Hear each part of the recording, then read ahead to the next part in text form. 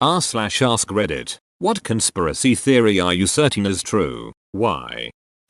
I am 100% convinced my barber is cutting my hair longer and longer each time. The city tore up the road in front of his shop months and months ago and are taking their sweet time fixing it. I'm convinced he keeps cutting my hair longer since then because this means I need more haircuts more frequently and this makes up for the lost business from the road being torn up. You know it's time to bring it up with him when he starts putting hair extensions in. See also, GTA San Andreas.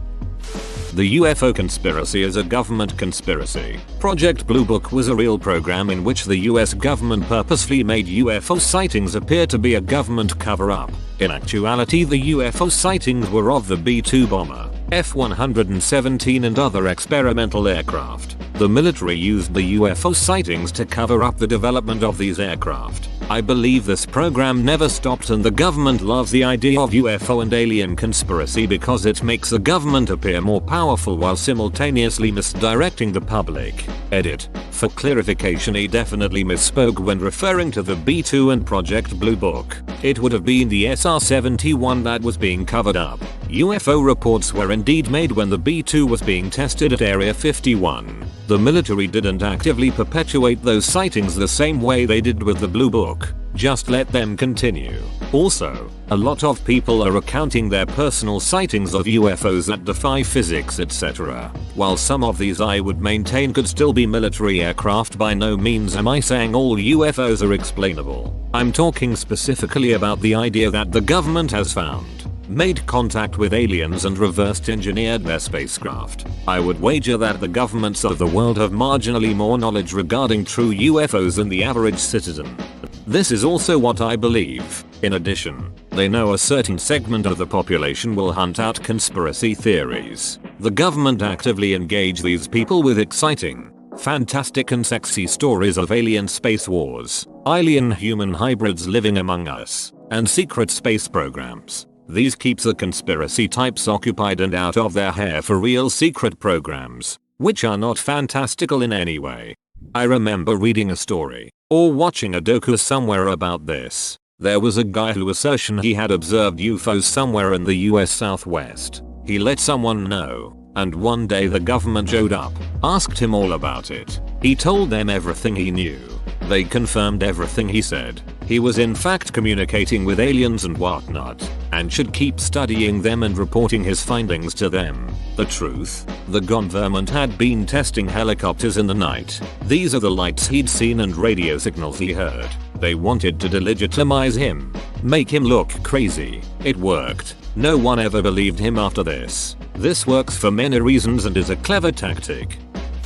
Game 2 of the 2009 NBA Finals. Paul Pierce pooped his pants and covered it up by faking a knee injury. There's no way he hurt his knee so bad that he needed to be carried off the court, only to run back on the court minutes later and play like nothing happened. That and there was a noticeable brown spot on his pants before he went down. Edit. This was game 1 of the 2008 finals. I beefed up, I'm sorry. He still very well may have pooped himself at some point in 2009. We just have no evidence. The way he was carried off is exactly how I would carry someone who pooped their pants. Two people grab a leg and let the poo pool down in his shorts. Don't want that stuff coming down a leg hole. How did this theory first come about? The US Postal Service is using algorithms to estimate the tracking of packages instead of reliably scanning the packages that have tracking delivery confirmation. Why? Because in the past 3 months I've had packages arrive in my mailbox a week after they said they were delivered. As a seller, I've had customers' packages with delivery confirmation show as delivered that didn't arrive until days later. This absolutely sucks for consumers who don't get their package but have no course of action because the PO says it has been delivered.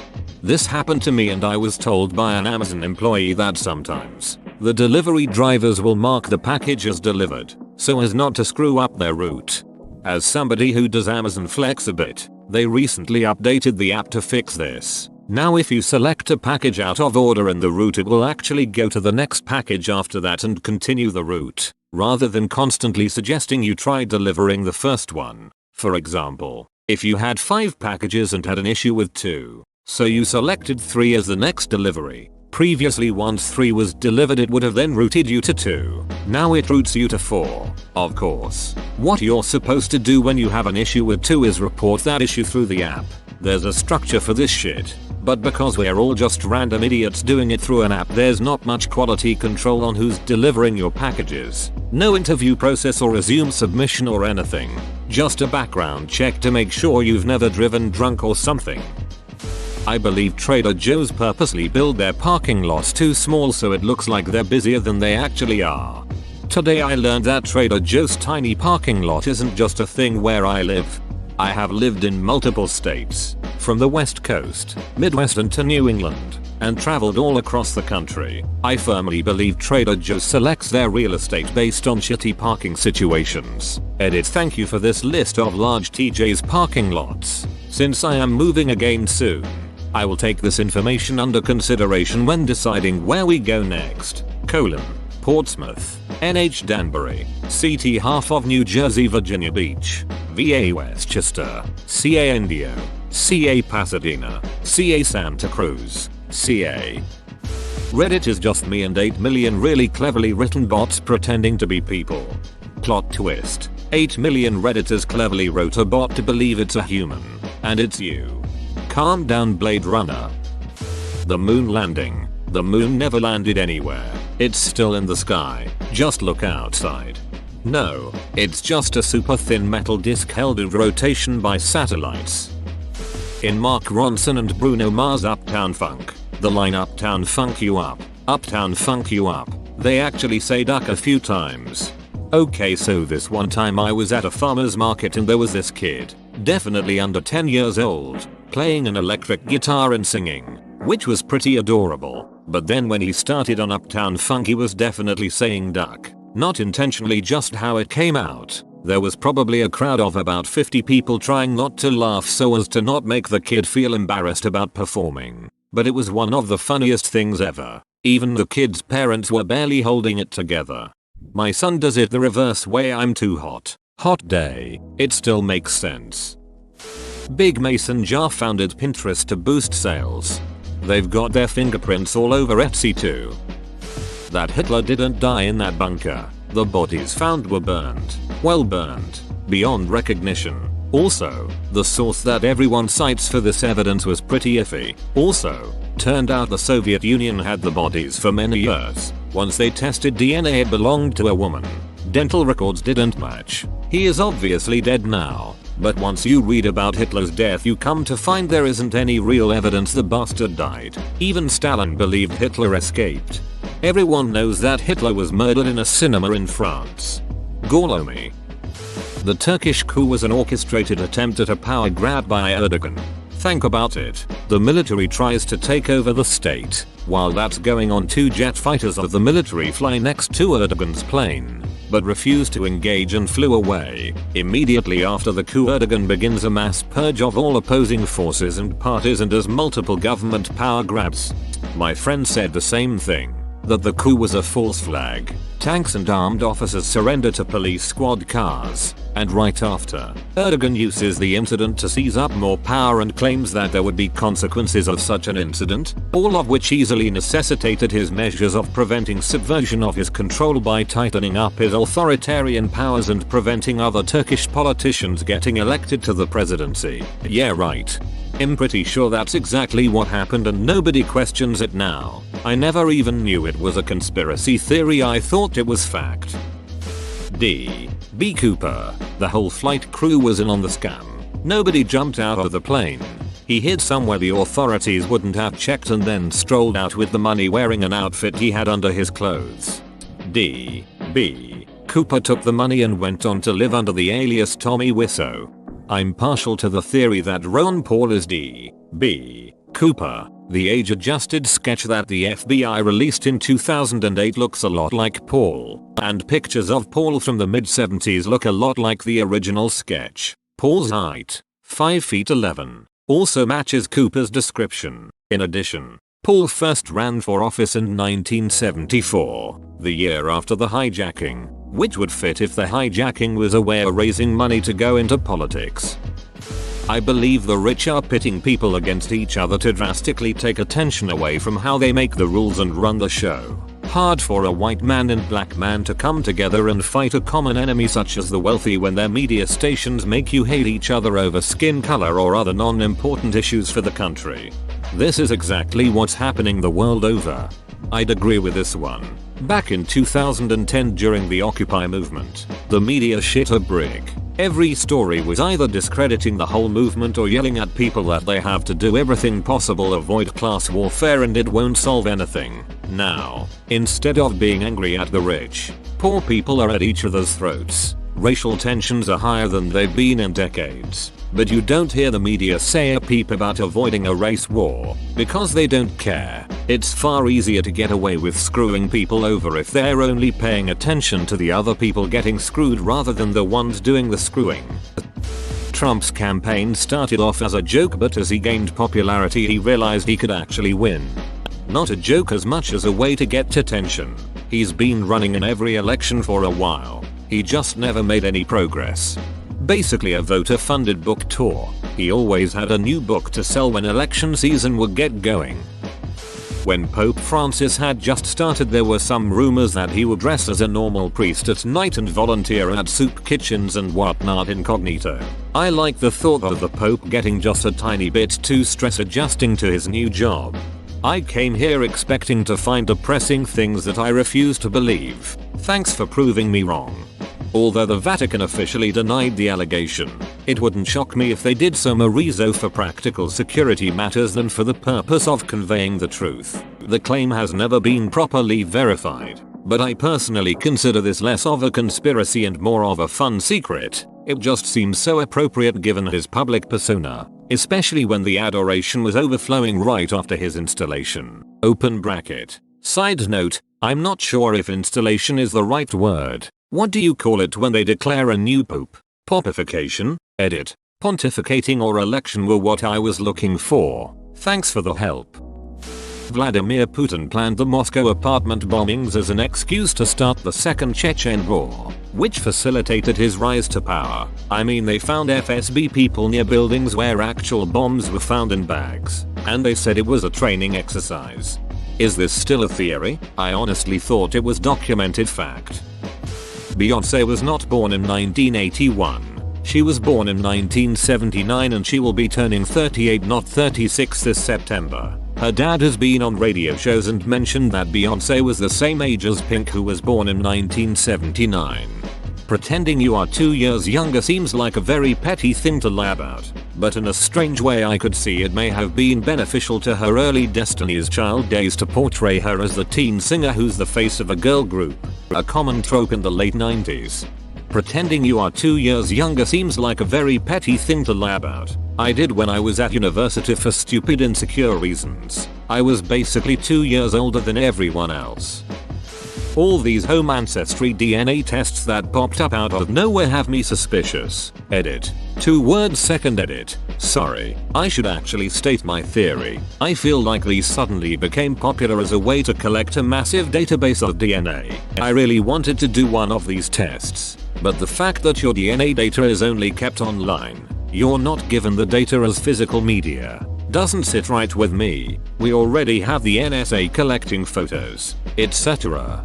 While I'm not going to dismiss the creepy aspects that having people's DNA in databases entails, it's mostly because DNA sequencing technology has gone leaps and bounds the past decade thanks to next-gen sequencing. It became a fraction of the price and takes a fraction of the time, and someone said, hey, we can so market this. Undergrad bio majors often do their own DNA tests in class. It's that easy. Edit. This comment actually makes me think of one of the Artemis Fowl books. Open bracket. Villain replaces herself in prison with a clone because they use DNA as it in that world. Somehow Pokemon Go knows when I'm smoking weed because every time I smoke and open it, a coughing pops up. It's happened around 8+ times that I can remember. And coughings are not a Pokemon that's common around me. Edit. I wanted to test out my conspiracy. It's 9+ times now. We're through the looking glass here, people. r/a boring dystopia. The Denver International Airport is a hub for the Illuminati. Have you seen it? It's a hub for something creepy, that's for sure. Yep, weird stuff. How it went way over budget by millions, but actually cut corners during construction. The overhead view of the runways resembles a swastika. Lots of construction deep underground without explanation. The long delays before it officially opened, while having an already perfectly functioning airport not far away. David Stern forced Jordan to leave the NBA because of gambling, and that is linked to his father's death. I believe this to be true as well. Jordan was a well-known gambler and there was no sense in tarnishing the image of him or the NBA, so his suspension was guised as a retirement. Unrelated. He's said to be a real donghead. Unrelated. He's said to be a real donghead. That seems to be the standard takeaway from an I Met Michael Jordan celebrity encounter. Grocery stores move shit around all the time to keep you in the store longer. Not the basics like eggs, bread, and milk. The weird stuff like chia seeds, lemon juice, and tartar sauce. This isn't a conspiracy. It's true. Even Costco does it. It's to get you to see more items in the store and is proven to make you spend more. Multiple times I have been on Tinder and seen someone and said to myself, holy shit, death swiping right, only to be greeted with the "you are out of likes" screen. I just wait till the morning though. They're still the first ones on there. Seems like it has happened way too often to me though. They put a person who is frequently right swiped on attractive as the one right when you are out of likes to motivate people into buying more. They also front stack people who you matched with when you haven't used it in a while to give you a successful feeling, making you swipe more, using up your likes. I doubt I'm the first person to come up with this, but I've long believed that the reason the US always seems to be involved in some military action is actually because the Pentagon wants to keep our military ready and trained for a more serious conflict. They want to make sure they always have combat experienced, battle-hardened veterans ready for a real war should it break out. That's not why the US gets involved, but it is well known and documented that an armed conflict every 15 years is somewhat necessary to keep soldiers experienced. So you've never heard the term military-industrial complex? The USA has been in a wartime economy since World War II. No war, economic collapse. I can't even believe you left out the part where the Undertaker threw mankind off a Hell in the Cell through the Spanish announcer's table. Hey, both WTC towers have asbestos. That needs to be removed. That sounds awfully expensive. Why don't I just coordinate a terrorist attack where 4 planes are hijacked and 2 of them hit both towers? 1 hits the Pentagon, and 1 crashes in a field. Hopefully the towers will completely collapse as well. Yup, that should do it. Now I won't have to pay to remove the asbestos. Instead, I'll just fake a terrorist attack and kill 3,000 Americans. Pockets in women's clothing are designed to be small or non-existent so the fashion industry can sell women purses. The sun is actually the center of the solar system, not the earth. The church doesn't want you to know the truth. I firmly believe, and will never be dissuaded on this, that NBA Commissioner David Stern colluded in 1985 to ensure the New York Knicks would end up with a number 1 overall pick in the draft, thus ensuring them the services of Patrick Ewing. This is what gave birth to the concept of the frozen envelope theory. Supposedly the envelope containing the name of the New York Knicks was placed in a refrigerator just prior to the draft, and thus allowed Stern to make sure the Knicks, arguably their biggest and most important market, got the top pick in that draft. I love NBA conspiracy theories, even the ones today. Up above there is a comment on how Paul Pierce crapped his pants. I believe it. The reason Eazy-E died of AIDS is because Suge Knight murdered him, hired someone to inject AIDS-infected blood into his system. Suge even alluded to it on Jimmy Fallon's talk show. So how many deaths is Suge Knight responsible for? Isn't he blamed for both Biggie and Tupac's deaths? He definitely put a hit on Biggie, but Puffy was the one that put a hit on Pac. Biggie was just retaliation. The death of Dr. David Kelly, no way was it suicide, and Tony Blair has blood on his hands over it. My dad swears he cured his cancer with weed. He made some kind of oil in the backyard and ate it for a few months and no cancer, no radiation, no chemo. He ate a ton of that stuff. He was high as hell. He calls it Rick Simpson oil. He had hairy cell leukemia from Agent Orange that turned into lymphoma after about 15 years. I'm just glad I have my dad. I don't care how or why it worked. Not so much a conspiracy theory, more like a prediction of the future. Anything I do or post on the internet might one day be used against me, especially if I become a more prominent public figure or important person. Someone can and will one day know too much about you. Elite pedophile rings. Example, the Dutroux affair. I made a huge Today I Learned post about this and it got 33k upvotes. A retired police officer found Cyril Smith, British MP with 144 accusations of child molestation and abuse, in a home with a sex offender and 2 drunk teenage boys. He was threatened to be prosecuted under the Official Secrets Act. Nothing happened. Moreover, there were tons of other instances of child abuse that happened in the late 70s or late 80s in Elms House in London because Smith was part of a massive paedophilic network that consisted of MPs and government ministers. Everything they did was covered up and every officer which tried investigating was threatened with the Official Secrets Act. They were even tied to the murder of an Indian boy in the 80s who was completely mutilated. Almost all of the investigation files regarding Cyril Smith were destroyed by the Metropolitan Police. In effect, a dossier of all the members in Parliament and top bankers and government officials was drafted by a Conservative MP, Geoffrey Dongens, which was later lost. Margaret Thatcher later explicitly prevented one of these politicians, Peter Heyman, a top-level British diplomat, in this suspected ring from being investigated, even though a 33-page document by the Director of Public Prosecutions showed he had paedophilic material. When David Cameron back in 2014 paneled a board to investigate it, the first 2 heads of the board were fired. They officially resigned, and then the third one was rehired because they had to disband the panel to make another one. Insane.